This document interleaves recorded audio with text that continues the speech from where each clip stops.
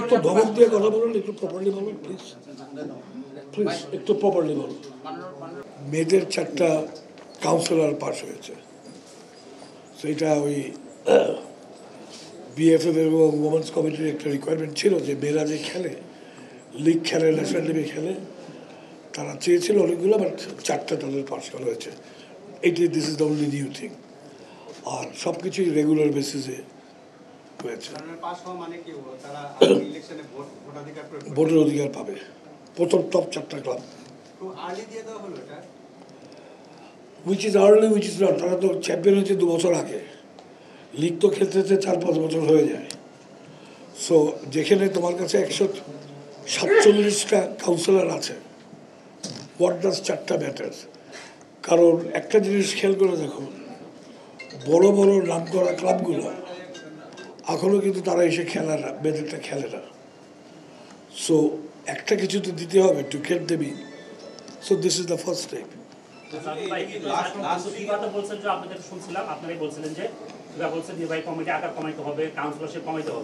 এবং গঠনতন্ত্র সংশোধন কমিটিও করছিলেন।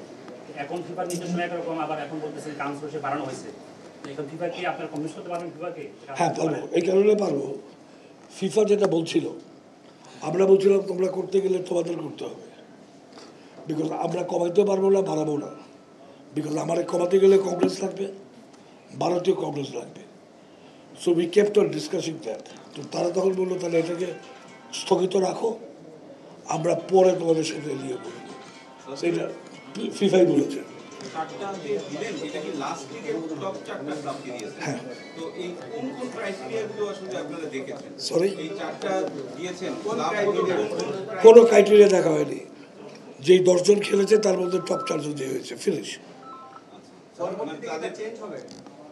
পরবর্তীর ব্যাপার, পরবর্তীতে আবার কংগ্রেসে গেলে কংগ্রেস যে ডিসিশন দেয় তাই হবে।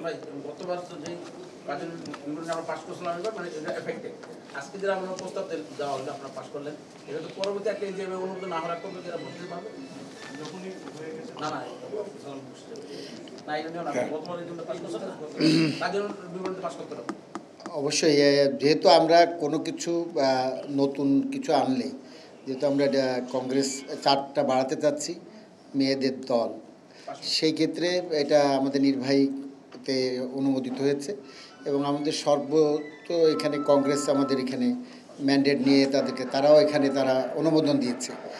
এখন সংঘবিধিতে যেটা আছে যে ভোট পরবর্তীতে যারা দিতে পারবে কিনা, ভোটাধিকার প্রয়োগ করতে পারবে, আর সামনে যে ইলেকশন হবে তারা পার্টিসিপেট করতে পারবে কিনা, সেটা আমি আর ক্লিয়ারলি বলতে পারবো না। তবে তারা এখন 4 জন কংগ্রেস, হ্যাঁ,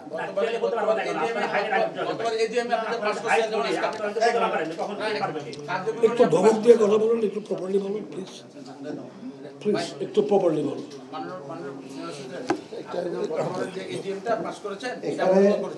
আপনাদের বলছি যেটা, যখন আমরা কংগ্রেসে যখন পাস করছি কোনো কিছু, ওটা কিন্তু ইমিডিয়েটলি এফেক্টেড হয়, এবং কার্যকরী কিন্তু কংগ্রেসের একটা ভিন্ন জিনিস। কিন্তু কার্যকরী হবে আগামী যখন এজিএম হবে, তখন যে আমাদের যে সিদ্ধান্তগুলো সঠিকভাবে লিপিবদ্ধ হয়েছে কিনা, কিন্তু সেখানে কোনো ডিসিশন, কোনো চেঞ্জ হচ্ছে না। কিন্তু ডিসিশন আজকে যেটা আমরা পাস করেছি ওটাই কিন্তু হচ্ছে কি লাস্ট ডিসিশন, সেটাই কিন্তু immediate effective from right now.